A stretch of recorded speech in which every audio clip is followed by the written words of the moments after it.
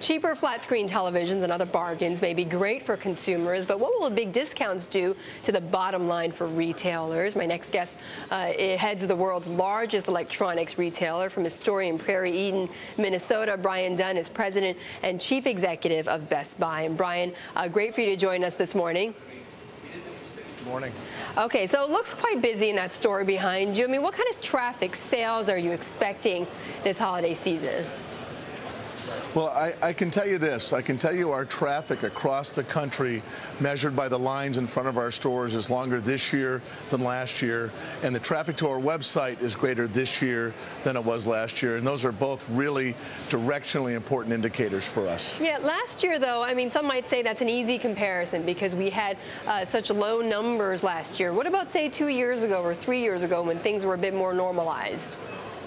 Yeah, I think, again, and we'll have to dig through this, but anecdotally, the traffic reports we have from around the country are better than they were even 2 years ago. Okay, well, that's fairly good news then for those of us who are following the retailers. I mean, how deep for you, though? I mean, because certainly a lot of people go to you for the cheaper, or for the attractively priced, I should say, electronics. How deep are your discounts going to be? Are they going to be just on certain products, or are they going to be across the board? Well, I think there's a sort of a couple of parts to that story. The first is Black Friday. Black Friday is a hyper-competitive day. It's a day that we work on for a year to get ready to have the right values and the right execution in our stores and online. So that's sort of part one. But part two, in terms of value and pricing for the course of the holiday selling season, the Christmas season, I think you're going to see great values, but I think you're also going to see inventories that are much better positioned this year than they were a year ago. A year ago, we didn't have much time to sort of work. Then, Brian, I read into that to mean that if your inventory is going to be kept lean, that means you might be able to keep your prices a bit higher than you were able to in the past.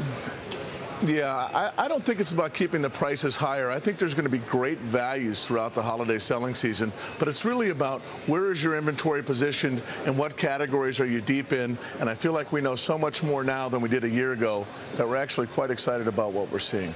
Okay, now your stock has done very, very well.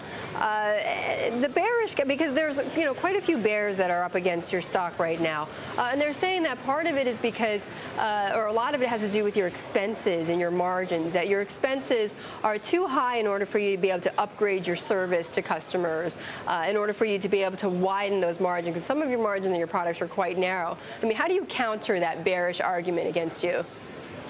Yeah, I think that we've actually done a terrific job in improving our expense position this year, and we've actually been in a position where we can put more labor on the store floors. We've done some remodeling of our operating model. But again, I think what's really important here is we're in a position where we're offering customers great prices, great service, and we're able to put it together in a way that's great for our customers, great for our employees, and it's going to be great for our shareholders. Okay, Brian, and recently you've talked quite a bit about Europe and expanding in there. I know you're going to be opening some stores in the UK next year. Are you still going to go through, do that through your joint venture, or are you thinking about going to Europe and doing it alone? We're certainly going to do it through our joint venture. Our international strategy is all about securing the best possible local talent to lead our business and to marry that to our big box expertise. And I think with our joint venture with Carphone Warehouse, we've certainly done that. So we have every intention of proceeding with the joint venture. Okay, Brian, good to talk with you, and I hope you had a good Thanksgiving. Brian Dunn, the CEO of Best Buy.